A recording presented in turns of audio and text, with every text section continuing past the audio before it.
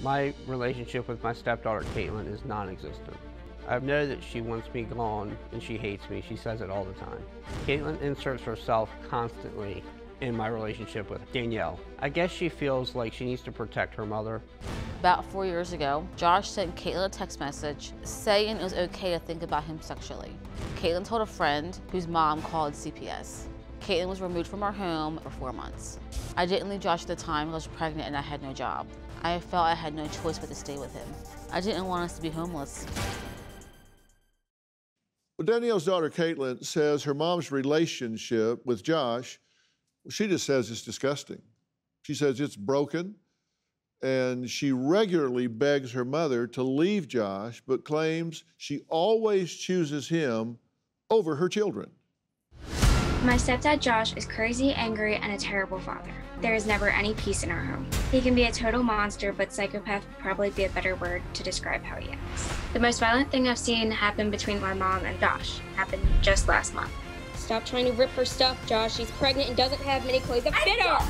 Fight broke out. He shoved a rag with bleach on it in her mouth. It was horrible. My mom knows that I want her to leave Josh. She's pregnant right now, so I really worry about my mom and the baby. I hope that baby dies.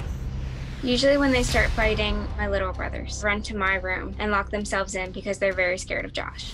Josh and I got into a fight the other night because he brought beers home after he was asked not to. I asked him to please calm down and stop yelling at my mom. He was yelling at me so much that spit was coming out of his mouth and hitting my face. When I was about 14, Josh texted me and asked if I ever thought of him sexually. I told him no, and he texted me again and said it was okay if I had thought about him sexually. I thought it was absolutely disgusting. My mom excused Josh's behavior by saying I would walk around the house in short shorts and tank tops. So it was my fault because I looked appealing. The only reason that I haven't moved out yet is because I don't want to leave my brothers alone with Josh. Caitlin, thank you for being here. You're welcome. This is not a fun topic. No, not really.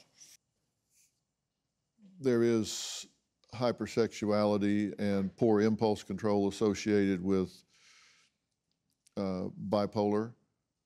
If you're bipolar, I don't know whether you are or not, but that certainly is an issue with that. Do you recall this interaction with Caitlin? I do. And what did you say about that? I was horrified. What did she say about it to you? She said that she was really upset about it. And then after the 4 months were up and CPS allowed me to come back in the home, she told me to come back home. I didn't really have much of a choice but to come back home.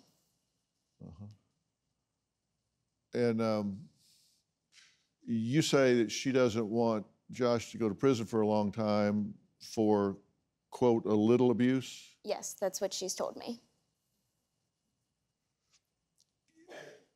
Are you staying in this out of fear? Not wanting to raise these children alone? Finances? What? I mean, let's just be honest here, because let me tell you, we're up against it.